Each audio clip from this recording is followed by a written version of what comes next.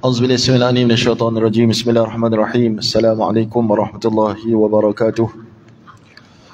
Ila nabiyil karim wa sahabatil kiram al-Fatihah. Auzubillahi minasyaitonir rajim. Bismillahirrahmanirrahim. Alhamdulillahirabbil alamin. Ar-Rahmanir Rahim. Maliki yaumiddin. Iyyaka na'budu wa iyyaka nasta'in. Ihdinas siratal mustaqim.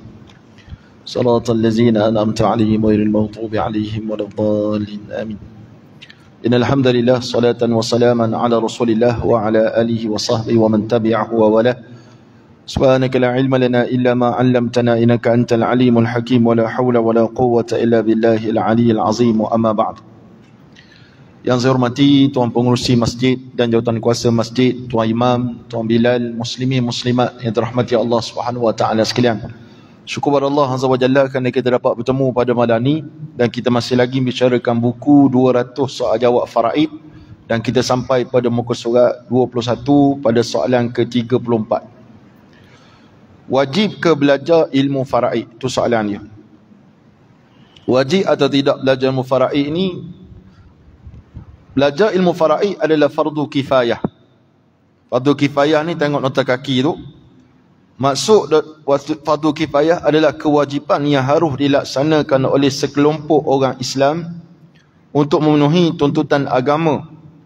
Kewajipan itu terpenuhi jika ada satu atau sebahagian orang yang telah melaksanakannya, kemudian orang lain boleh meninggalkannya. Sebaliknya, jika tidak ada satu orang pun dalam kelompok tersebut melaksanakan tugasnya itu, maka seluruh anggota kelompok itu akan berdosa. Jadi fardu kifayah seperti mana kita belajar secara mudahnya, sebahagian buat, sebahagian lain tidak berdosa. Mana kalau dalam Tambun ni ataupun Ulu Kinta ni tak ada orang mengaji, seorang pun tak mengaji bab faraid ni, maka dosa belaka lah.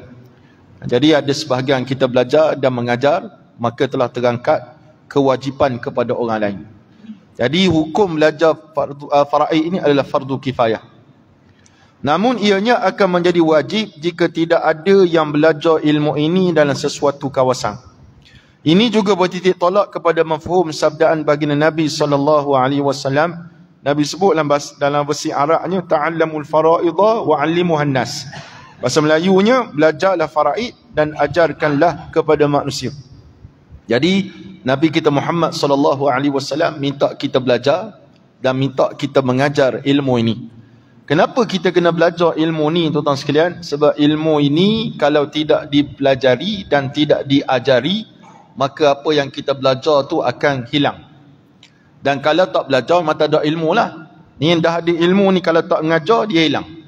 Maka ilmu faraid ni kalau nak ingat, dia kena mengajar kepada orang lain, barulah boleh ingat.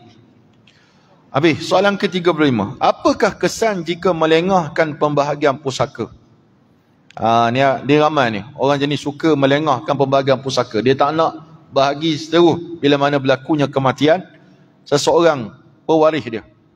Terdapat beberapa kesan apabila melengahkan pembahagian pusaka, iaitu yang pertama, hutang si mati tidak dapat dilunaskan. Sebab kita belajar sebelum-sebelum ni, hutang mesti dibayar melalui harta yang ditinggalkan oleh si mati. Memang wajib pakai harta dia. Kecuali harta dia tu tak ada, maka jatuh wajib tu tak ada wajib dah kepada dia sebab dia tak ada harta. Namun tetap hutang tu melekat pada tubuh badan dia sampai dia berada di yaumil mahsyar nanti, tetap bersama dengan dia. Justru itu kepada ahli waris dia hanya sunat saja membayar hutang arwah menggunakan harta ahli waris. Tak wajib pakai harta ahli waris. Dia sudut fiqhnya begitu. Tapi dari sudut ihsan kita sebagai seorang waris, seorang anak, seorang isteri, seorang suami kepada hamba Allah yang berhutang ni, maka kita pakat tolonglah bayar hutang tersebut supaya dia ringan hidupnya dalam alam barzah. Sebab kita dah belajar sebelum ni, hutang-hutang ni satu bebanan yang besar di atas seseorang kalau dia tak bayar hutang. Nabi sebut dalam beberapa hadis Rasulullah SAW, antaranya Nabi sebut sahibud daini maghlulun. Seorang yang berhutang akan dibelenggu bidainihi, dengan sebab hutangnya itu, dalam kubur mereka sampai diselesaikan hutang-hutang mereka. Dia belenggu sini maknanya diikat. Baru ni anggota Sumuk Global Flotilla kena ikat di Menanjang kan. Rakyat Malaysia kena ikat sebab kena takat dengan negara haram jadah tersebut nak. Jadi itu 5-6 jam. Bagi orang berhutang, kalau tak settle hutang dia, kena ikat dalam kubur sampai selesai hutang dia. Tu sebab hutang jangan buat main. Walaupun nampak macam remeh je 1 sen, 2 sen, 3 sen, kalau orang tu tidak halalkan, maka hutang tersebut menjadi masalah besar kepada kita. Terutama sekali di alam barzah. Alam barzah ni kalau settle, selepasnya aisar, lebih mudah lagi. Tapi kalau alam barzah tak settle, di akhirat nanti habis pahala kita, diberikan kepada orang yang pernah bagi hutang kepada kita, tapi kita tak nak bayar hutang dia. Dalam riwayat yang lain, Nabi kata, sahibud daini ma'surun. Tadi maghlulun. Ma'surun maksudnya kena penjara. Macamlah anggota global sumuk ni. Kena penjara tapi 2-3 hari je. Nak. Tapi dia selama mana dalam kubur tu tak settle hutang dia berdasarkan harta yang dia tinggalkan, maka nanyalah dia. Nanyalah dia dalam kubur, kena penjara. Dalam kubur kena penjara, ke akhirat habis pahala, maka meranalah manusia suka berhutang. Tu sebab istilah biar papai asal bergaya tu tolak tepilah, tuan-tuan. Biar papai asal bergaya, lepas tu hutang tak bayar. Jangan. Cuma ada hadis yang lain Nabi sebut, ketika mana ulama mensyarahkan hadis innamal a'malu binniyat. Hanya setiap amalan tertentu dengan niat, maka ada ulama mensyarahkan hadis tersebut tentang niat ni. Dia kata Nabi sebut sesiapa yang berhutang dan dia berniat nak bayar hutang. Memang dia berniat, dia hutang, memang dia berniat nak bayar. Berhutang ni tak hina, tuan-tuan. Yang hina tak bayar hutang tu. Hutang ni tak ada masalah. Nabi berhutang. Nabi berhutang. Waktu Nabi nak wafat, Nabi gadaikan dia punya baju besi untuk dapatkan 30 gantang gandum. Gadah. Hutang. Jadi tuan-tuan macam Allah, hutang tak hina. Yang hina kalau tak bayar hutang. Maka Nabi sebut sesiapa yang berhutang dan dia berniat nak bayar hutang. Dia ada niat nak bayar hutang.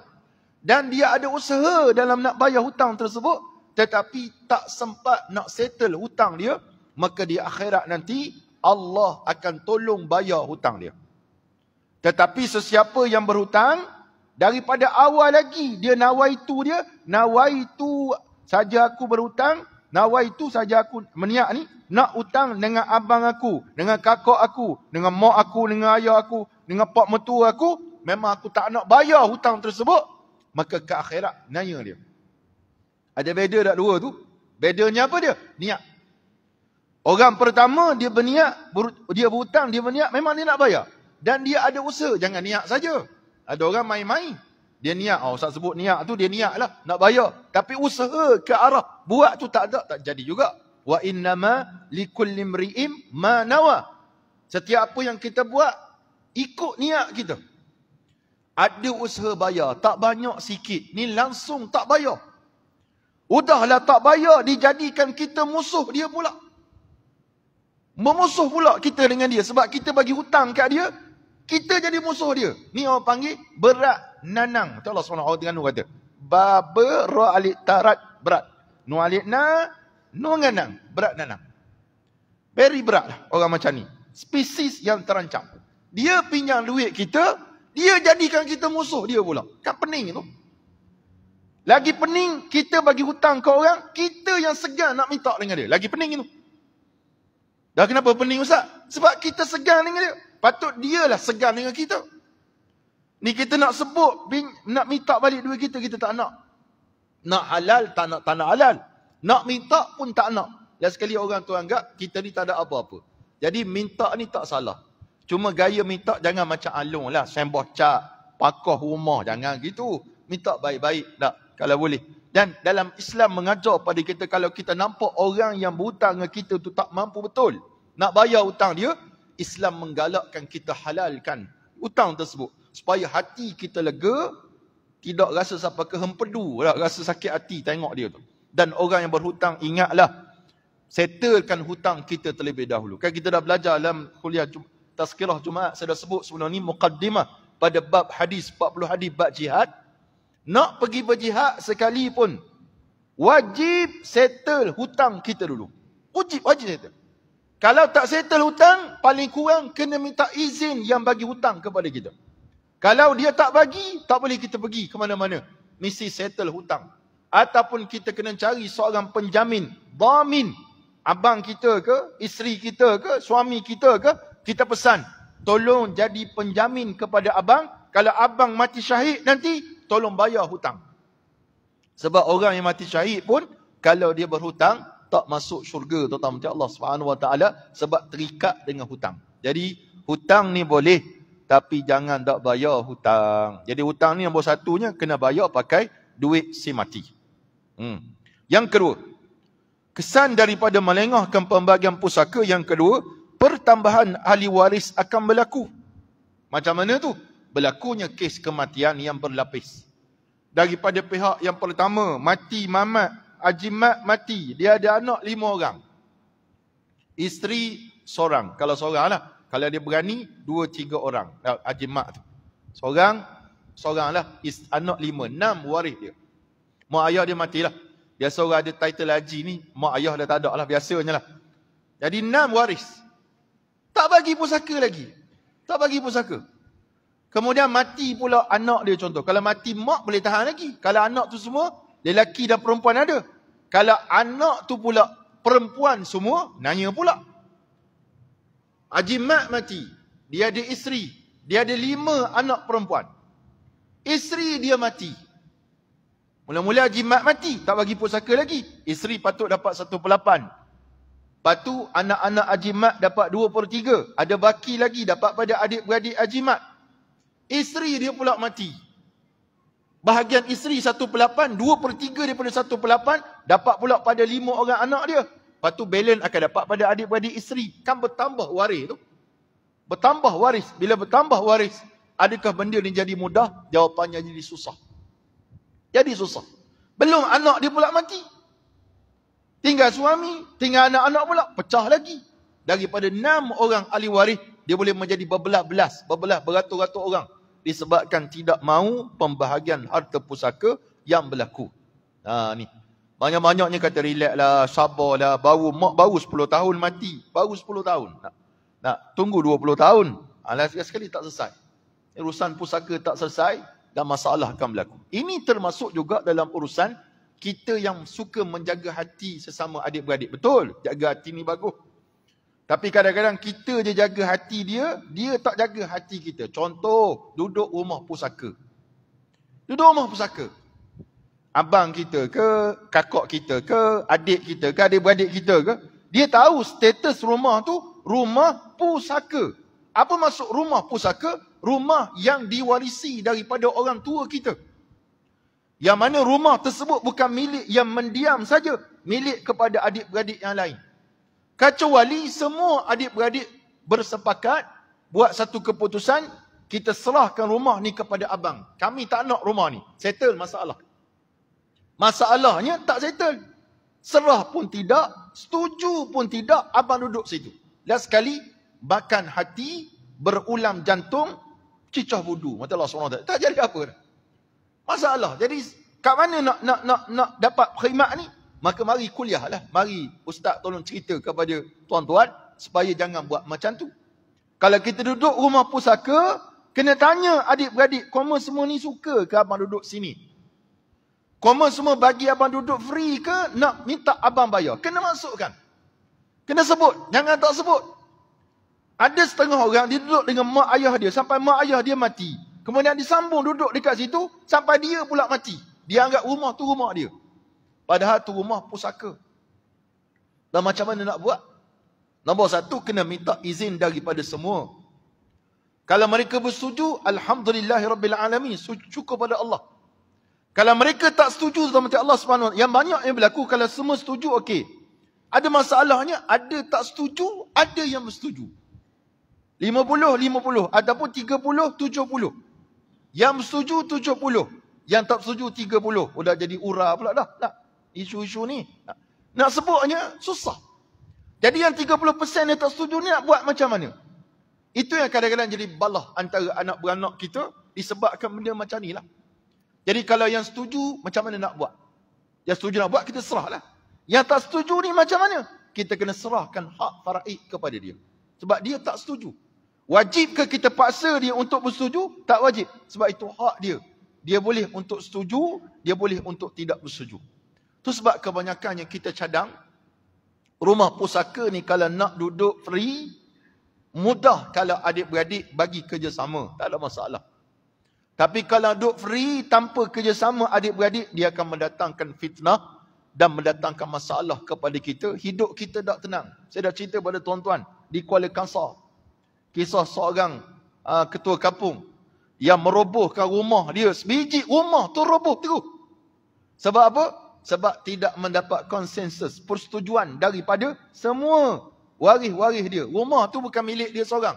Dia milik sepupu-sepupu dia juga. Ada sepupu seorang tak setuju dia duduk situ. Padahal dia duduk lama dah situ. Tak setuju walaupun dia renovate rumah tersebut, renovate tanpa izin. Buat besar rumah tersebut, besar tanpa izin. Ada orang tak puas hati rupanya. Jadi isunya tak selesai dengan bayaran duit. Sepupu tu nak juga rumah tu. Ini perangai orang kita juga. Jenis sakit hati, tak ada kerja lah. Dah tahu dah hamba Allah duduk situ, bagilah kerjasama. Dia dah open check, seolah-olahnya open check lah. Berapa kamu Mika nak jual? Sebut je, berapa bahagian Mika? Tak nak, dia kata. Aku tak nak. Aku tak nak duit Mika, aku nak tanah dengan rumah ni. Letih lah.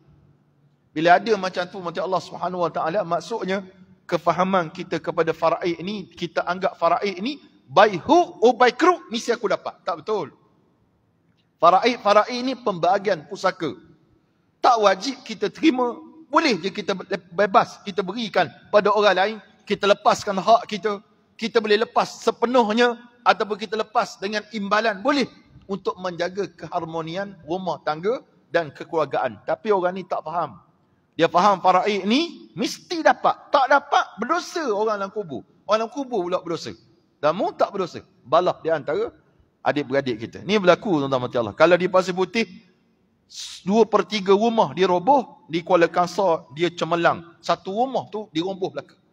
Dia kata alam-alam menyelut perkasam. Biar sampai ke Pakalengan, aku tak dapat, mu pun tak dapat. Nah, ni balah lah. Bayang, waktu tu dia ketua kampung dekat kampung tu lah. Dia duduk kat mana tuan-tuan? Duduk di Taman Meru, rumah anak dia. Dia jadi ketua kampung jarak jauh. Itu PJJ pun jarak ketua kampung. Masya Allah. Saya dapat cerita ni sebab saya dijemput untuk menyampaikan ceramah di kampung tu. Dia yang jemput saya, ketua kampung tu jemput. Sebab apa? Dalam orang ramai tu, ada sepupu dia suruh dengar ceramah. Rumah tu roboh awal lagi. Tapi nak gitulah keadaan ni. Tu sebab saya buat live setiap pagi soal jawab faraid. Saya minta sangat copy link, hantar dalam WhatsApp group. WhatsApp group keluarga yang ada masalah faraid. Lontar sekejap situ, yang biar dia dengar sekejap apa yang kita cerita tentang faraid. Tapi tak nak juga, kita tak nak dengar nasihat daripada orang dan sebagainya. Baik, nombor 3. Terdapat ahli waris yang akan mengambil hak waris yang lain. Betul? Mesti ada yang akan ambil kesempatan nak ambil hak orang lain. Ada. Ni orang mata duitan. Allah sebut dalam Quran, wa ta'kuluna at-turath aklan lamma. Mereka makan harta pusaka dengan lahapnya sekali, dengan gelojoh. Tak kira halal haram, hak dia, hak orang lain, dia ambil belaka. Ini wa ta'kuluna at-turath sa'aklan lamma wa tuhibbuna al-mala hubban jamma. Mereka suka sangat pada harta benda ni. Suka sangat-sangat. Memang harta kita suka tuan-tuan sekalian. Tapi suka sangat-sangat siapa Allah sebut alhaakumut takasur. Kita sebut menghimpun harta, duk kira-kira harta ni sampai kita masuk lubang kubur baru kita sedar. Betul lah kata ulama, an-nasu niyamun, manusia ni semua sedang tidur. Idza matu wa idza matu intabahu. Bila mana mereka mati, baru mereka sedar. Rupanya mereka kelalaian hidup atas muka dunia Allah Subhanahu wa taala. Ambil hak ahli waris ni berlaku di kalangan adik-beradik. Anak dengan ayah pun ada, anak dengan ibu pun ada. Ada proses ni banyak benda berlaku. Baru ni kawan saya dia ada buat majlis suluh. Tuan-tuan kalau ada masalah faraid, tuan-tuan ambil nombor nanti saya akan bagi. Antara sahabat-sahabat yang buat proses, dia bukan peguam, tapi ada satu tim NGO yang mana kita buat program ni, adalah sedikit upah tuan-tuan kena bayar pada dia. Saya tak buat yang tu. Tapi dia usaha akan pergi kat rumah tuan-tuan, himpun orang keluarga, bagi nasihat. Hari tu dia kata paling kecewa dia sebab apa kecewa? Dia kata menantu-menantu jangan masuk campur. Menantu pergi main kat luar. Main carrom ke, main dart ke benda. Tak, ada satu kes ni, menantu yang nak masuk. Dia yang paling aula nak bercakap. Ni masalah. Ni masalah problem. Kita suruh duduk luar, tapi menantu-menanti nak masuk juga sama. Padahal itu bukan harta dia. Menantu bukan ahli waris. Kecuali lah mungkin isteri dia tu bisu lain lah. Nak jadi wakil ni, sihat walafiat. Dan sekali tak jadi majlis suluh. Jadi majlis balah antara satu sama lain lah isu ni. Ni hakim menantu. Orang kata jangan masuk, menantu nak masuk.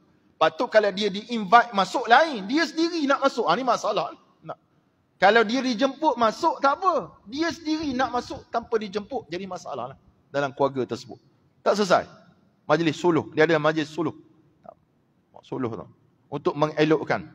Yang keempat, harta pusaka tidak digunakan atau dibekukan. Kat Malaysia kita, seperti mana kita dah sebut banyak kali, setakat hari ni lah, kalau tak silap saya, lebih daripada 90 bilion. Sebutan tu kena betul. Makhraj dia. Bilion, 90,000 juta. Aset dibekukan, sebahagian besarnya milik orang Melayu Islam. 90,000 juta, tuan-tuan. Dan paling besar sekali milik orang Islam. Ini bukan benda yang baru, benda lama dan meningkat. Saya tak tahu. Tuan-tuan Google lah, tanya ChatGPT.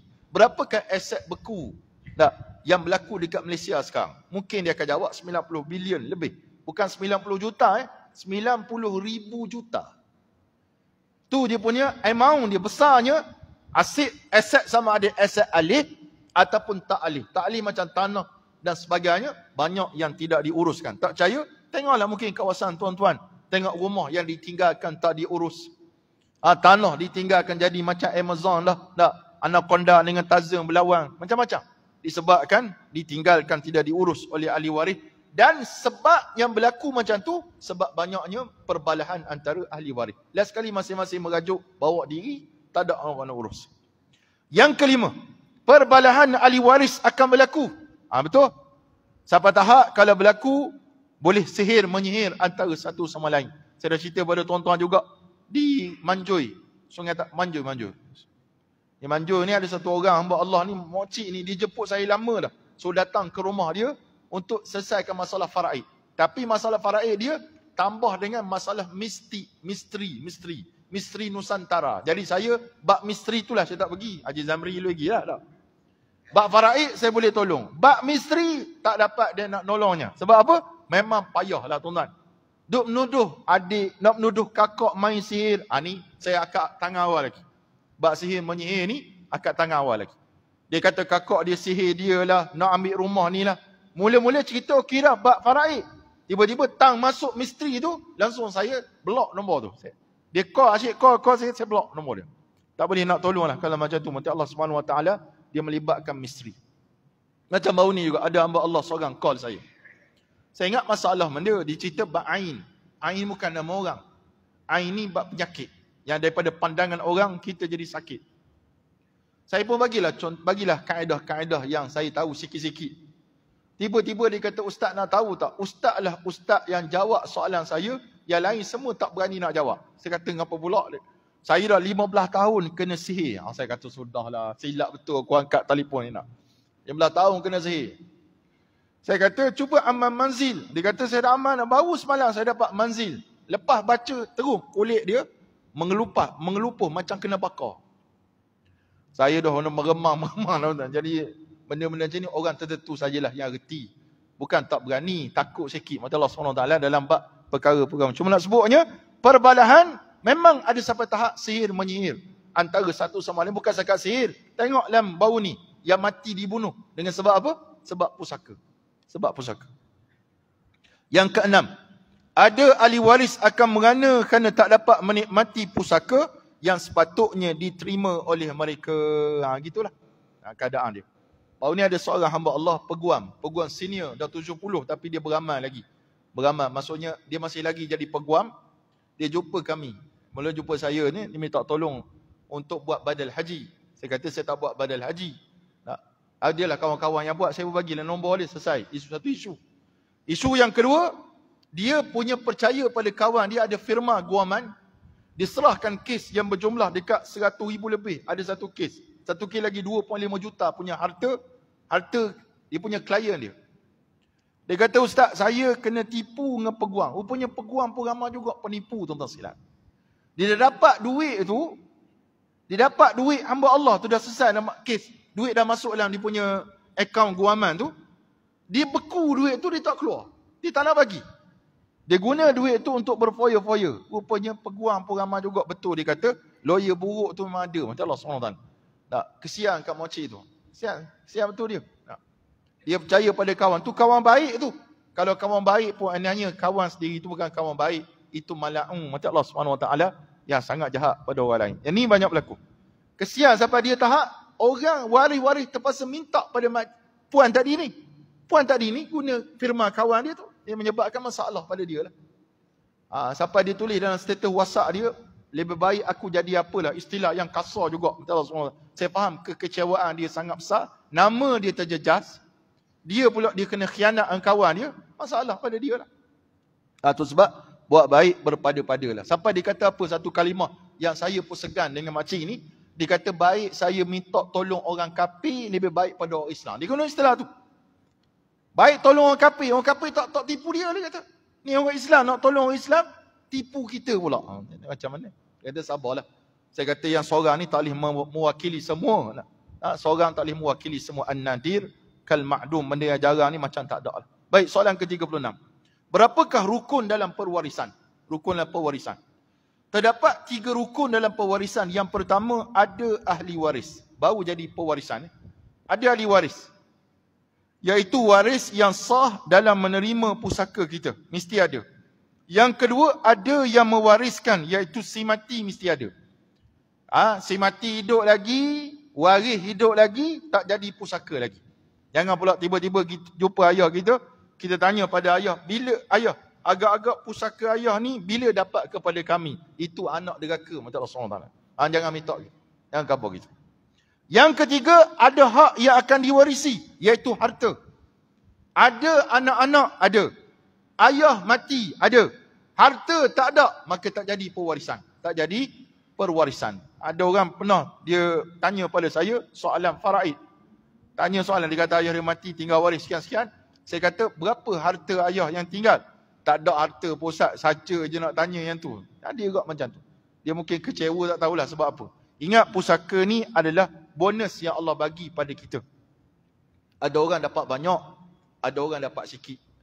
Saya kenal seorang haji ni, dia orang kaya. Kaya sungguh. Dia beli kereta Alphard dia dengan komisen ataupun dividen tabung haji dia saja. 200,000 lebih harga cash dia beli. Dan satu benda yang menusuk hati saya, dia kata, Ustaz, sebab saya banyak utang, dia tak ada utang. Dia kata, Ustaz, kalau hidup nak tenang, Ustaz jangan berhutang. Pula. Padahal kita hutang banyak. Ustaz macam dia nasihat dia lah. Betul lah. Masya Allah, hebat. Hidup dia semua cash belaka. Apa dia punya keistimewaan dia? Kenapa dia jadi kaya macam tu? Tak lain tak bukan sedekah. Dia sedekah. Tapi dia tak sedekah dengan kita ni. Dia sedekah dengan orang lain. Dan anak dia seorang meninggal dunia, waktu dia tengah nak hantar duit sedekah. Bawa kereta BMW dia sebelah kiri, anak dia drive. Besi palang yang letak pada lori tu, campak. Tepat kena atas muka. Kena steering dulu. Steering saya tengok dekat bengkel dia tu, bengkok steering tu. Kena muka anak dia. Bayangkan macam mana keadaan. Kena steering dulu, baru kena muka. Kalau kena direct muka, tak tahu. Anak dia mati di tempat kejadian. Tinggal seorang anak perempuan, seorang anak lelaki. 2 anak perempuan, asalnya 2 anak lelaki. Seorang anak perempuan, sekarang tinggal sepasang saja. Tapi yang lebihnya, yang dia ajar pada dia ni banyak sedekah. Banyak sedekah. Orang baiklah. Allah SWT banyak sedekah. Cumanya dirahmati Allah SWT sekalian, kalau dia meninggal dunia, mana anak lelaki dia 2/3, anak perempuan dia akan dapat 1/3 harta. Itu sudut harta lah. Harta pusaka. Banyak. Baru ni saya jumpa juga sekali lagi sebab pergi bengkel kereta tempat dia. Dia mungkin tuan-tuan kenal kot Haji Aziz. Haji Aziz bengkel di Bontong, kenal. Dia orang baik. Allah SWT. Sekarang berada dekat Turkmenistan ke apa, duk melancong. Wallahualam. Soalan ke-37. Apakah syarat-syarat dalam pewarisan? Terdapat 3 syarat dalam pewarisan. Yang pertama, nyata mati orang yang diwarisi. Mesti mati. Mati terbahagi kepada 2. Tengok nota kaki. Mati terbahagi kepada 2. Yang pertama disebut sebagai mati hakiki. Mati hakiki ni maksudnya kita nampak dia mati, kita urus jenazah dia, A sampai Z, itu mati hakiki. Yang kedua kita sebut sebagai mati hukmi. Mati hukmi ni macam mana? Mati yang disahkan kematiannya oleh mahkamah ataupun disebut sebagai tanggapan kematian. Macam mana matinya? Contoh kes MH370 yang hilang sampai sekarang tak jumpa. Maka kat mana mereka? Tak tahu. Tapi mahkamah telah keluarkan satu tanggapan kematian bahawa semua mereka itu telah mati. Telah mati belaka. Maka kita anggap mereka mati dan isteri menjadi balu, anak-anak menjadi yatim. Maka harta dia, kalau dia ada harta, difaraidkan kepada semua ahli waris dia. Itu kita panggil mati hukmi. Ada orang tanya pada ulama, dan macam mana pula kalau kita dah bagi semua harta dia, tiba-tiba dia mari. Mari hidup balik ataupun jumpa dia balik. Kena serah balik dah harta dia. Maka ada pandangan mengatakan kena serah balik harta dia. Ada juga pandangan mengatakan tak perlu serah sebab telah dia anggap dia mati. Terpulang pada ahli waris nak bagi ataupun tidak kepada dia. Tapi sebaiknya bagi baliklah. Cuma isteri mungkin dah kahwin lain. Tak boleh nak jadi isteri dia dah. Sebab dah keluar tanggapan kematian daripada pihak mahkamah.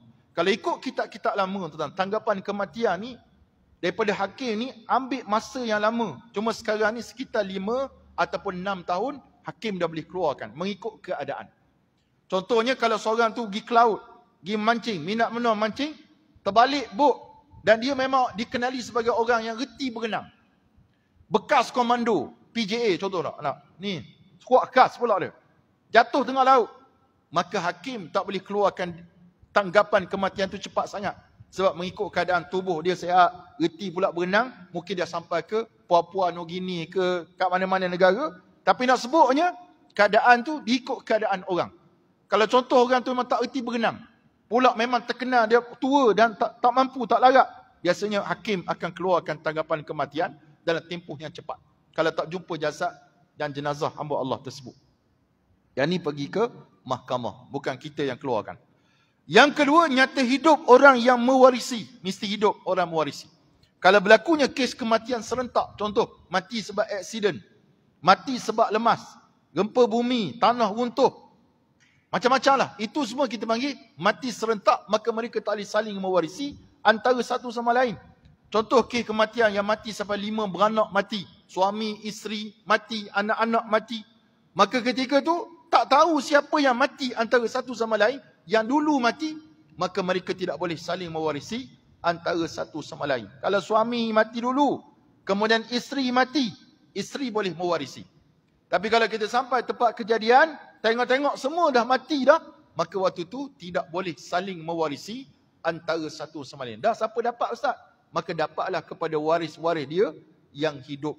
Yang hidup, yang mati tak dapat saling mewarisi. Tapi kalau ada beza, contoh suami mati tempat kejadian, isteri mati ke hospital.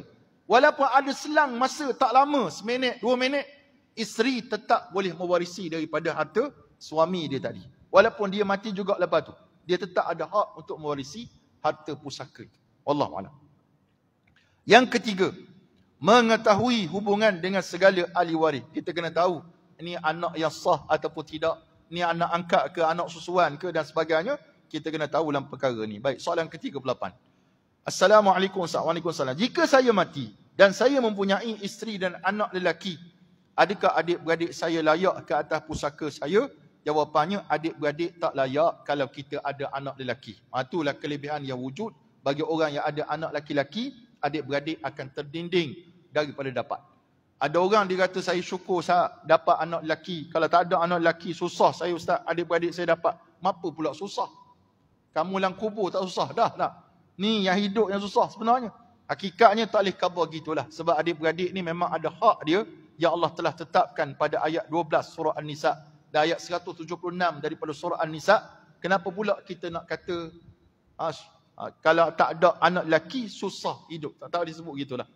Sandangan saya jangan sebut gitulah. Sebab banyak juga kita jumpa orang yang buat hibah siap-siap masa dia hidup sebab dia tak ada anak lelaki-lelaki. Bila tanya kenapa tak nak bagi kepada adik-beradik puan ataupun tuan, dia kata sebab saya dengan hubungan dengan dema tu tak baik. Maka kalau selagi tak baik tu, selagi tu tak nak bagi, selagi tak nak bagi. Saya pernah jumpa orang kaya di Tambun, sama juga. Saya cerita pada tuan-tuan ni pengalaman saya lah.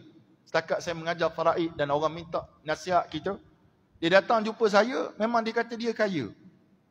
Jarang orang kaya mengaku kaya ni, tapi dia mengaku dia kaya. Buktinya, dia telah hibahkan duit ratusan ribu pada anak-anak perempuan yang dia bawa depan saya. Saya tanya, kenapa bagi awak ni? Dia kata, sebab saya tak nak harta saya dapat kepada adik-beradik. Terus terang dia sebut gitu. Tak nak bagi pada adik-beradik dia. Saya kata, sebab apa tak nak bagi? Sebab hubungan kami tak baik. Saya kata, hibah yang Tuan Haji buat tu sah. Sah. Hibah ni sah. Asalkan syarat hibah ni, pemberi hibah, penerima hibah, harta dihibahkan, ijab dan qabul. Itu je 4 rukun dia. Sah hibah tu. Tapi hibah tersebut hukumnya makruh. Saya kata. Makruh sebab apa? Makruh ni sebab kita tidak adil dalam pemberian hibah itu. Sebab apa tak adil? Sebab kita telah menafikan hak adik-beradik kita dapat mewarisi harta kita. Dan sebab dia balah Ustaz dengan kami. Balah isu lain. Sampai Dr. Zulkifli Muhammad Al-Bakri sebut, moga-moga hikmah Allah bagi hak kepada adik-beradik ni, walaupun kita berbalah, kemungkinan lepas dia dapat harta pusaka daripada kita, dia akan insaf atas kesilapan dia kepada kita. Memang banyak saya jumpa kes. Ada tu kes di Taman Meru 2C. Sama juga, rumah dekat-dekat.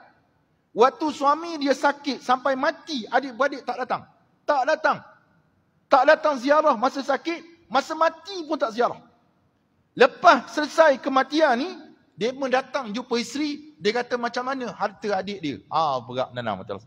Orang macam ni lah dia panggil spesies yang terancam. Memang sakit hati dengar. Saya pun sakit hati. Walaupun saya bukan adik-beradik dia, saya pun sakit hati. Ada juga manusia yang sikap macam ni, bila mana sakit adik-beradik tak datang ziarah.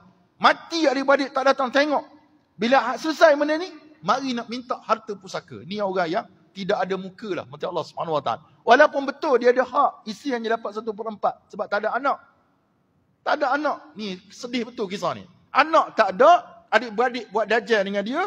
Tiba-tiba, bila mati jadi mati hamba Allah ni, adik-beradik mari. Hoi, mari nak tuntut harta. Apa perasaan wanita tadi? Puan ni tadi. Sedihlah tuan-tuan sekalian. Mendapat ipar yang macam tu. Walaupun betul dia ada hak, tapi patut kamu rasa malulah kepada Allah Subhanahu Wa Taala. Khidmat kepada arwah pun tak buat, hubungan baik tak jaga, tiba-tiba bila mati kamu datang nak tuntut.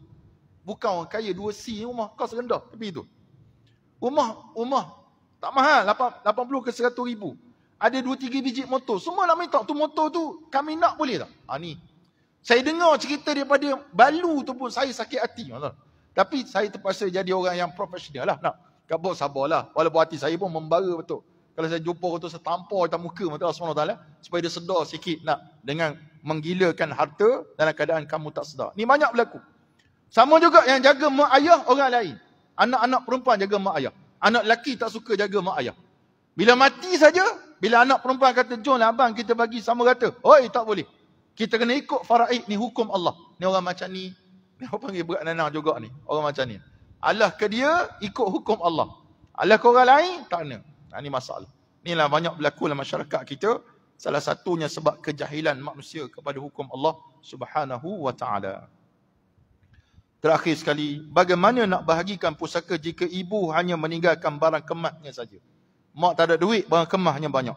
Yang pertama, setiap ahli waris perlu mengetahui kadar pusaka yang layak dimiliki oleh mereka. Ada barang kemas, kumpul barang kemas tersebut, kena kira bahagian faraid terlebih dahulu.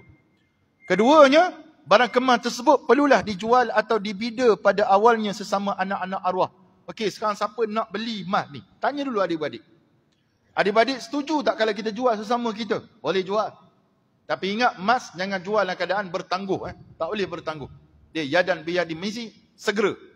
Ada tengok iklan dekat tepi-tepi signboard tu banyak kan? Pakai dulu, bayar kemudian. Salah tu. Salah. Jangan main-main bertangguh ni. Kena bayar terus. Kalau beli 100 lah. Dan banyak juga orang yang jenis buat macam mana? Barang kemas yang lama, pergi ke kedai emas, dia kata saya nak jual. Ataupun saya nak tukar. Tak boleh tukar. Emas tak boleh tukar. Allah SWT. Kena jual dulu, dapat duit, beli baru. Top up yang lain. Ni tak nak tukar. Dan sebagainya. Jadi dalam bab ni yang terima Allah SWT, barang kemas tersebut perlulah dijual. Atau dibida pada awalnya sesama anak-anak arwah. Jika ada yang berminat untuk membelinya. Jika sekiranya tiada, hendaklah dijual kepada pihak yang lain dan hasil jualan barang kemas tersebut perlu difaraidkan mengikut kadar pusaka setiap waris. Jika kurang tahu bagaimana hak faraid bagi setiap ahli waris, sila rujuk kepada pihak yang mengetahuinya. Biar tahu, jangan keliru. Ini sikit sebanyak tuan-tuan macam Allah. Dalam bab pusaka melibatkan harta benda lah. Khususnya orang Melayu ni, bab pusaka emas. Kena tengok gitu. Dan kalau beli tersebut, mesti beli sebaik-baiknya harga pasaran lah. Supaya tidak berlaku ungkit-mengungkit antara satu sama lain belakang hari nanti. Wallahu ta'ala a'lamu bis-shawab. Jadi sekadar itu daripada saya pada malam ni. Minta maaf kalau terkasar bahasa. Assalamualaikum warahmatullahi wabarakatuh.